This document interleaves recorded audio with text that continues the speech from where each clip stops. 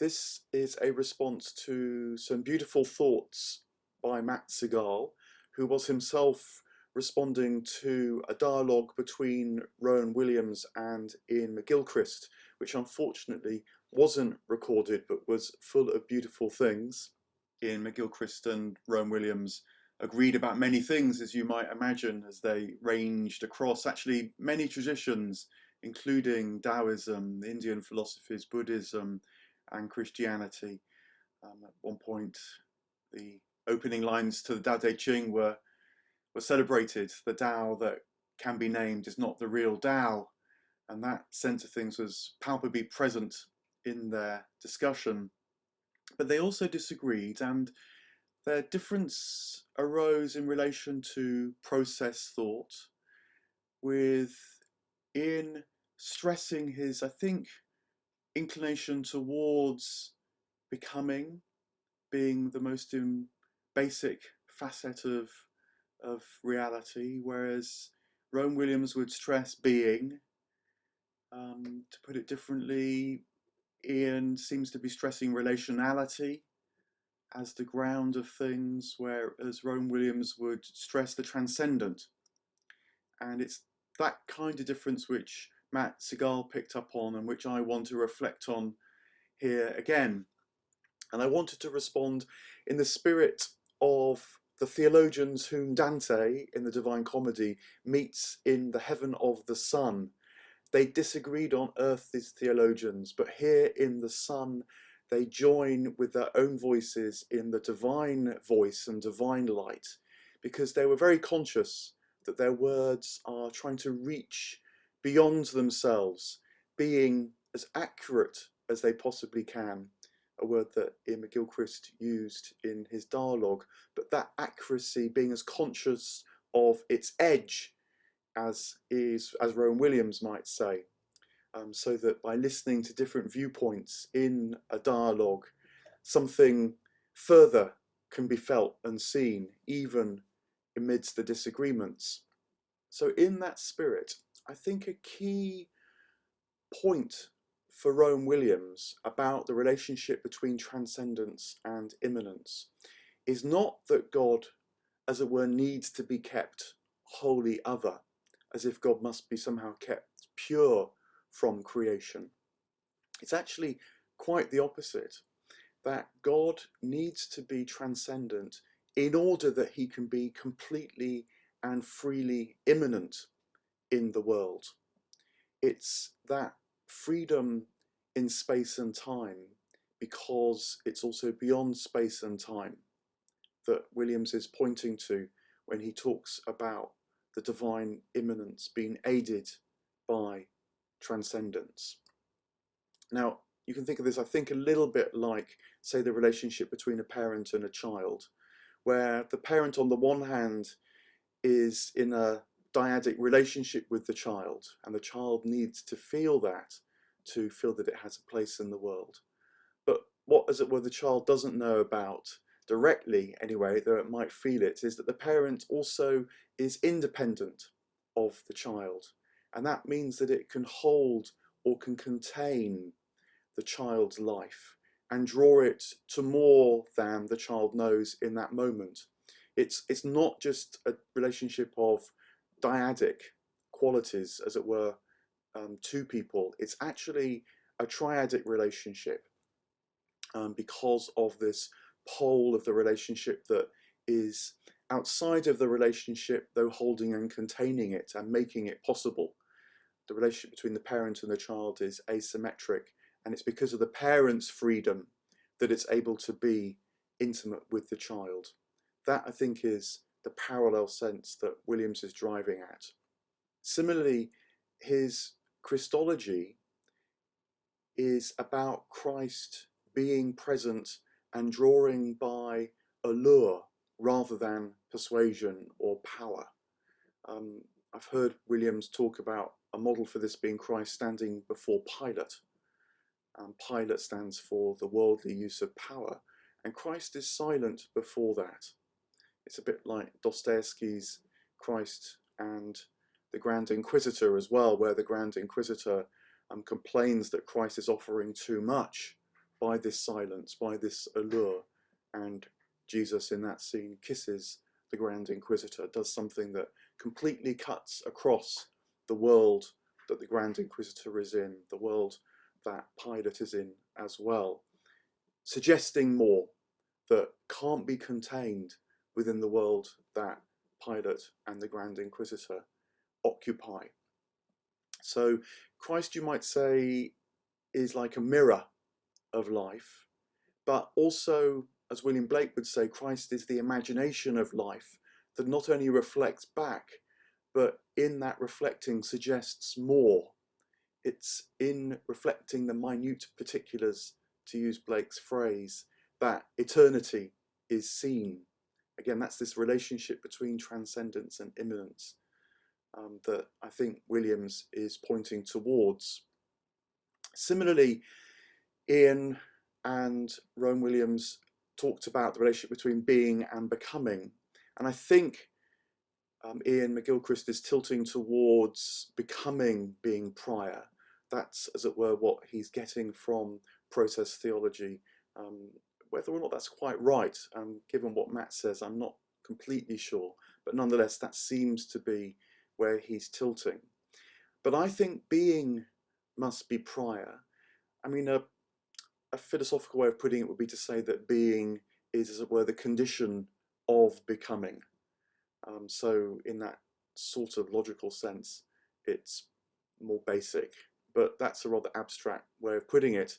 And I think a more felt way of putting it is the sense that awareness itself is what all experiences, thoughts, perceptions, all becoming must rest in.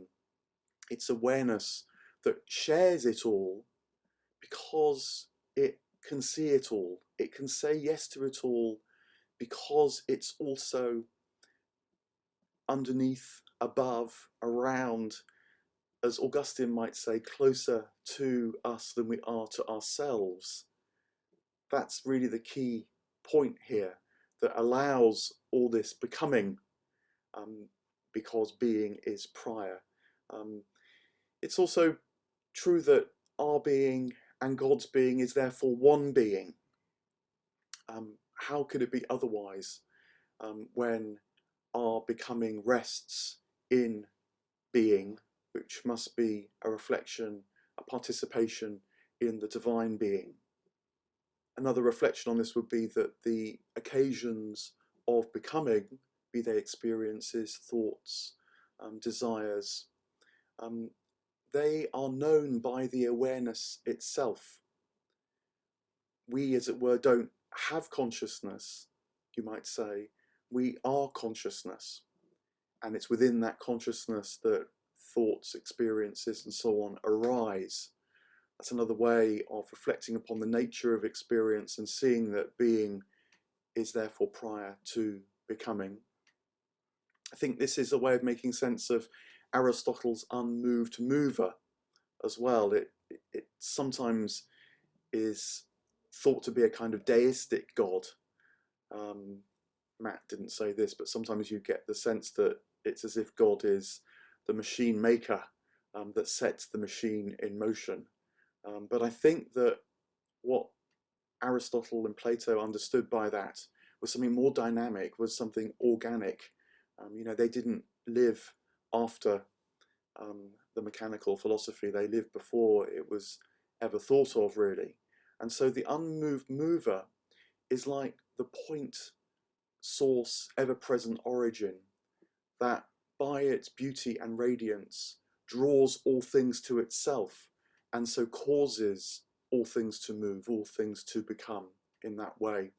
It's a sort of parallel action to the sense of Christ standing before Christ silent.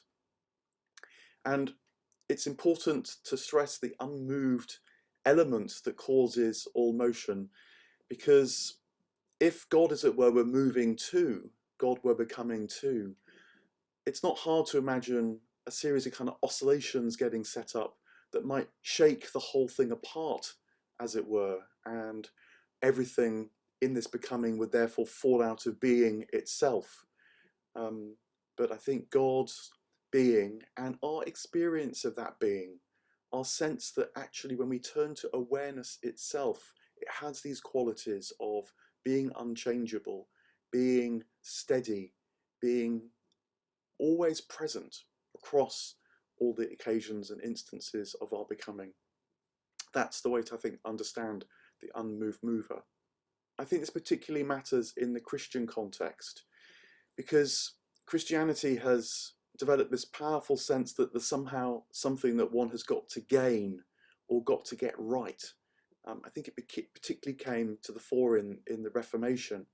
I was reading actually that in the beginning of the 16th century, there was a splurge of catechisms, both from the Reformers and from the Catholic Church, stressing this now very powerful modern sense that you've got to believe the right things in order to know the blessing of God, to know salvation. And this has set up a terrible, I think, sense that there's this infinite gap between ourselves and the divine, that there's something which we might unwittingly get wrong and so fall away from God's presence. It's the anxiety of modern Christianity. And it's even in the appeals to God being love, as if I've got to cling to this love to somehow take me out of the pit that I would otherwise fall into. To push Martin Buber's thought a step further, it's not only that there aren't I-it relationships in creation, there aren't even ultimately I-thou relationships in creation. There's only I relationships in creation. The theistic way of putting this would be to say that our I amness rests in the divine I amness. And it's when we see that we can only say I am because of that, that we get this deeper perception of transcendence and immanence completely intertwined. The notion of the Godhead comes in here, to use Eichhardt's phrase as well, that which is beyond knowing but is the source of all knowing. And Iain recognises this. The apophatic, I think, is going to be crucial in his new work. He recognises that it's because of what we don't know that we have the sense of the sacred. If everything were transparent and known to us, then there wouldn't be a sense of the sacred. There would be a sense of possession, perhaps. But that reaching beyond what we can say, what we can know, is crucial. But again, to, as it were, make the case that perhaps Rowan Williams would want to say, that's also important because it's in that emptiness of not knowing that the infinite becomes manifest in the finite. It's Meister Eichhardt's sense that beyond love, beyond beauty, beyond all these things actually is a space of nothingness that is actually everything. The images that come to mind here are such as in Sufism, where there's the one divine light that is reflected in as many shards of glass mirrors, which is the multiplicity of being reflecting the one being. It's all one being, even in the multiplicity, with this paradox that the more we become ourselves in the multiplicity, the more light we gather and so reflect the oneness too. The thing I don't quite get about Iain McGilchrist's work, much as I respect it, is a certain hesitation, if not resistance, as to how this was acknowledged in the ancient world. So for example, he's very keen on quoting Heraclitus and the idea that you can't step into the same river twice, because that speaks to the flux, this becoming that he's drawn towards. But he doesn't seem to want to give due weight to Heraclitus, also remarking that if you listen to the Logos, not just to him, you see that all things are one. And I think Heraclitus has this sense that unity lies within, around, through, underneath, over and beyond flux as well. You get that too in Plato and in the Platonic tradition. Iain's very keen on pointing out the unity in Plato and sort of pulling back from that, but doesn't seem to me to give full weight to the fact that Plato's philosophy could really be called erosophy, the erotic drawing back through the divine beauty that draws us, which Matt very beautifully spoke about as the eros sort of whispering in our ear. And the fact that Plato wrote only dialogues, depicting individual souls, if you like, becoming, but becoming in a way that's a return, a recollection, a remembrance, to use the Platonic word, of what always is. Rowan Williams did acknowledge to Iain McGilchrist in the dialogue that he can understand how people feel nervous about God for obvious reasons, and how Iain might want to avoid fully going in that direction because he feels that something needs to be made anew, and I can completely understand that. And if these process thoughts start to foster that sense of something that's been forgotten, something that's been missed, then I'm all for it. But Rowan Williams did say that ultimately God's relationship to us is unconditional, and only then can it be the limitless source of energy that is our energy. Only can it then be the freedom that is our freedom to become and return. And so the relationship between God and creation would be more one of emanation. As it were, God's being, consciousness and bliss can't help but pour forth infinitely, because that's what the infinite is like. And so it's not that God needs the world, but that the world is in God. There's no, therefore, relationship, but with this paradox that can only be discovered by thinking about relationship, thinking about our becoming, and appreciating this awareness, this being, this container that is the dimension beyond dimensions, the eternity beyond time, the place beyond space within which all these things happen. Ibn Arabi, the Sufi, would say that whether we're walking towards God, walking in God, walking away from God, we're always only discovering more about God. When we're walking away, we're discovering something about the infinite reach of God. And so therefore, knowing God in this mystical sense, quite as much as someone that is more consciously in God, in fact. Another Sufi thought that captures this paradox of being and becoming, for me, is Rumi's observation that we are descending in ever widening circles of being, whereas we're sinking in our activity back into the being from which that activity springs. And we can feel free doing that in life, because the infinite is always ours already.